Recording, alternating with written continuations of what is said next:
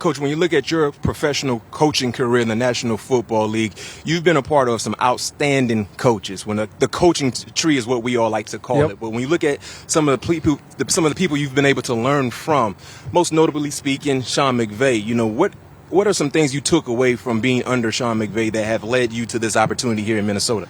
Yeah, I think, what it really validated for me was, and I'm sure Pat and you can attest to this as well, throughout your career you probably would say to yourself, man, I really like that, how Coach did that. Mm-hmm. Or it just feels like a good environment to come to work every day. The culture feels right. Maybe on some of the best teams you guys have been on, that was something that I felt from day one in Los Angeles. But then fast forward to our second year, into a playoff run, and then ultimately a Super Bowl where we didn't win a game in the month of November. And right at the time where most teams and many teams in this league possibly could fall apart from the inside out, we came together stronger and were the best possible version of the Los Angeles Rams when it mattered the most in January and then on into February.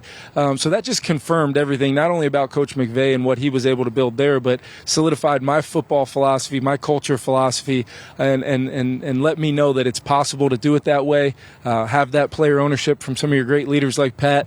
And then ultimately, I told our guys a couple times now in training camp, I'm going to be out in front with you every step of the way. We're going to hit adversity, but just know we're in this together. Yeah. And it might sound like coach speak, but when you actually experience it and then you overcome adversity and win a Super Bowl, it's concrete in my mind that this is our way here. We're going to be a little bit different than we were in LA, but ultimately, that foundation and that influence, just like a lot of the influences of some of the other guys that I coached and played for are with me as well. Where do you keep your Super Bowl ring, and how often do you look at it? Well, I can tell you it is at my house. Yeah. I'm not going to tell you where in my house. That's fair.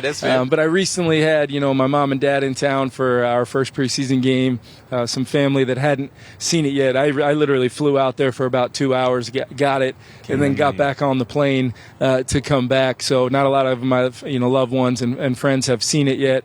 It's really remarkable. Yes, it is. But as I told, our ownership, as I told Kwesi, it's great, but it's time to go, try to chase one down here. Right. And that's what we're here to do ultimately. And knowing how difficult it can be, you just want to make sure you got the right kind of people both in the building and guys on your team to do it with.